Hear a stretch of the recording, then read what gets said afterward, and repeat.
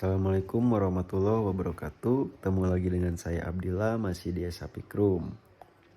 Apa kabar teman-teman? Semoga sehat selalu, dilancarkan rezekinya dan selalu dilindungi oleh Allah Subhanahu wa taala. Amin ya Allah ya rabbal alamin.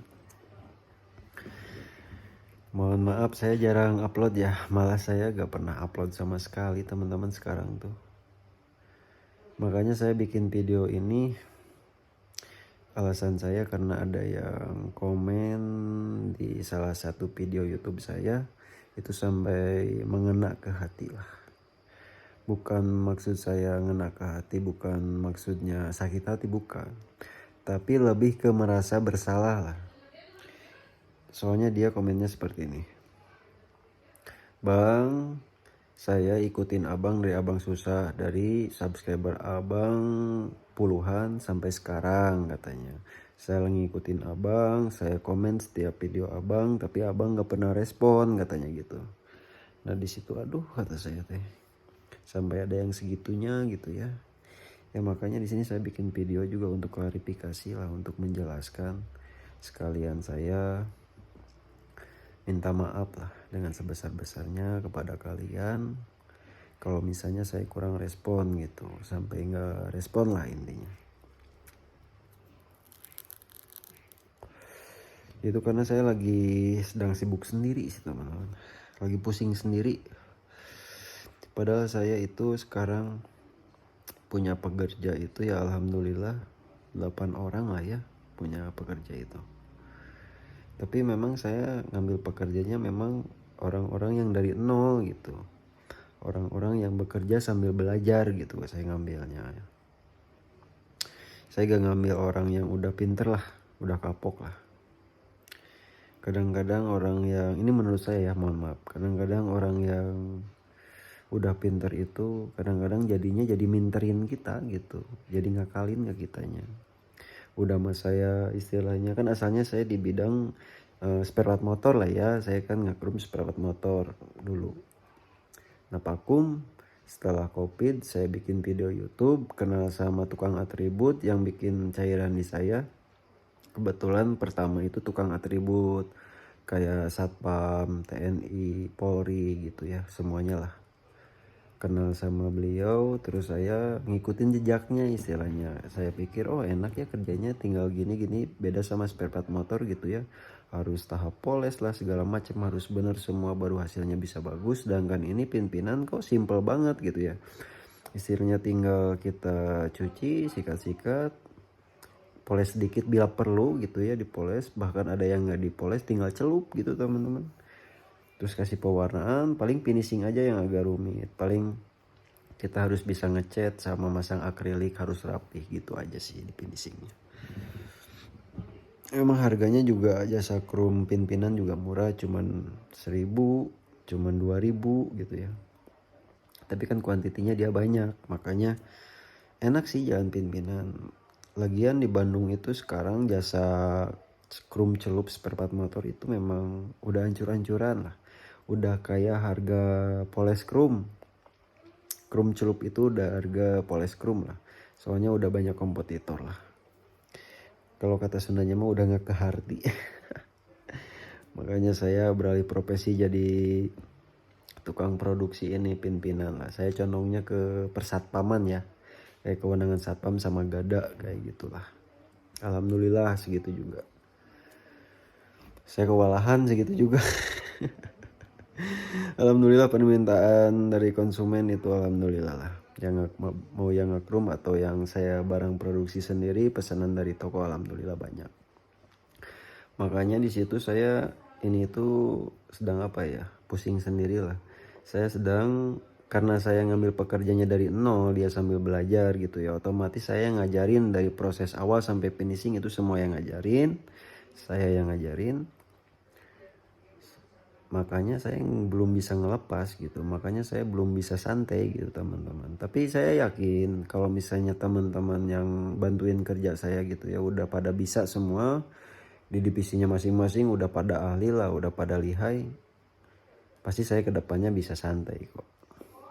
Saya bisa mulai melayani kalian. Banyak yang nge-WA ke saya nanyain harga paket krum, terus minta dijelasin isinya apa aja segala macam, banyak teman-teman. Alasan saya ada 3 sih, baru ada 3 alasan saya kenapa saya nggak respon.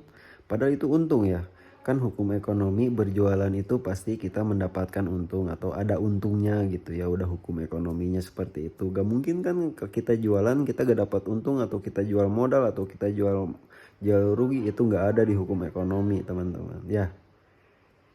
Bukannya saya gak butuh duit, bukannya saya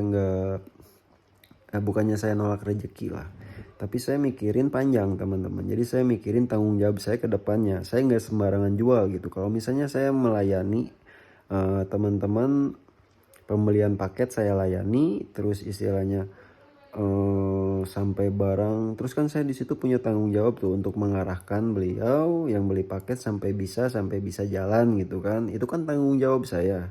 Nah sedangkan saya di sini sedang pusing sendiri gitu, sedang belajar menata pekerjaan saya supaya kerjaan saya beres, nggak keteter gitu ya kayak kemarin.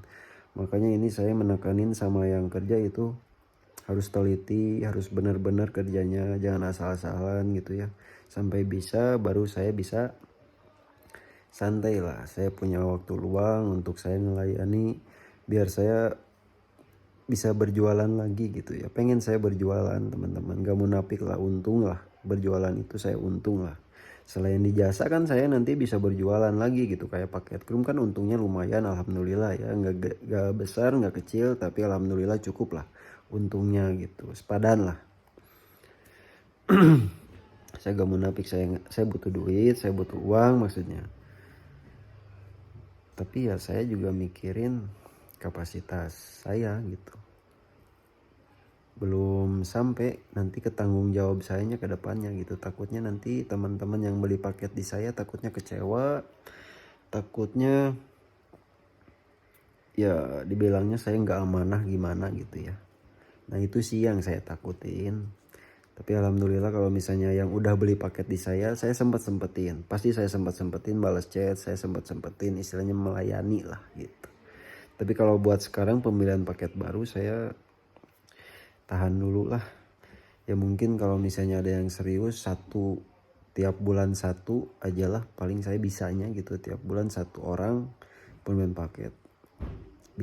Masih bisa saya layani. Tapi kalau misalnya sebulan itu ada 5, ada 6 gitu yang beli paket saya, waduh saya kewalahan. Makanya saya mohon maaf kurang respon atau bahkan tidak respon sama sekali untuk yang menanyakan paket krum atau pengen penjelasan tentang di usaha krum ini. Mohon maaf saya belum bisa bantu karena saya sedang belajar menata pekerjaan saya sendiri dulu teman-teman ya.